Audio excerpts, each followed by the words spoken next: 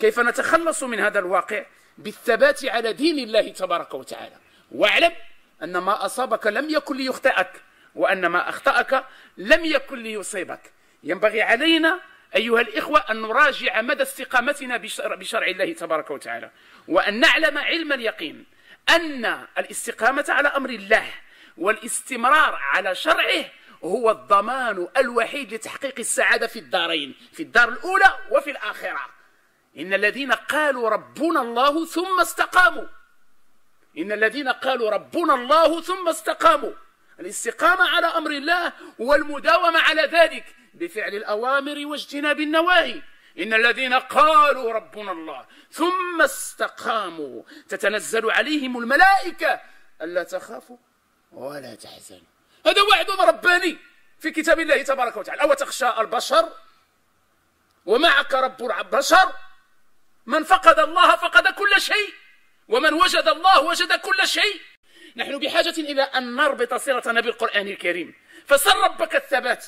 الله عز وجل يأمر نبيه ومن اتبعه من المؤمنين بالاستقامة على شرع الله تبارك وتعالى، وحثهم على ذلك. فاستقم كما أمرت ومن تاب معك. أهم شيء الاستقامة على شرع الله، أن تأتيك منيتك وأنت مستقيم على شرع الله عز وجل. واعلم أن قلبي وقلبك بيد الله، لا سلطان لنا على قلوبنا.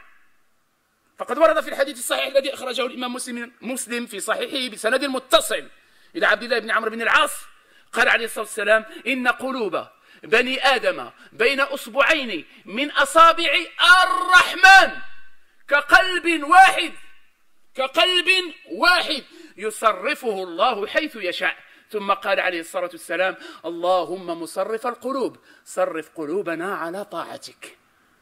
ولذا قال عليه الصلاة والسلام كما في الحديث الذي أخرجه ابن أبي عاصم النبي في كتاب السنة بسند صحيح من قول عليه الصلاة والسلام: إن قلب بني آدم أشد تقلبا من القدر إذا استجمعت غليانا. فسر ربك الثبات، سر ربك الثبات. واعلم أنك تسأل ربك الهداية والاستقامة، فإياك ثم إياك أن تنقض ما تدعو ربك به. أو ما تقرأ في سورة الفاتحة 7 المثاني والقرآن العظيم: اهدنا الصراط المستقيم، اهدنا الصراط المستقيم. يا رب وفقنا إلى الصراط المستقيم. أنت تسأل ربك تبارك وتعالى في كل يوم في الفرائض دون النوافل 17 مرة: اهدنا الصراط المستقيم. فلماذا تتنكب الصراط؟ لماذا تستقيم أحيانا وترتدي وتتردى كثيرا؟ ماذا الذي نعيشه في هذه الأزمنة؟ وهو عدم الثبات على المبدأ، أو أن الإنسان يغير مبادئه ومواقفه. وقت السراء تجده من المنظرين ومن الذين تبح أصواتهم وتعلو من أجل الثبات على الدين. وإذا عصفت بعض الفتن من هنا أو هناك تجده ينقلب على مبادئه وعلى خطبه وعلى دروسه وعلى محاضراته وعلى تنظيراته التي كان يشنف بها أسماع الحاضرين ويهز قلوبهم ولربما أبكاهم. ولكن حينما تأتي المدلهمات وحينما تعصف بالناس الخطوب وتنزل بهم الفتن تجدهم يتحللون مما كانوا يدعون إليه. الثبات على المبدأ قيمة ينبغي أن تعتز بها أيها المسلم.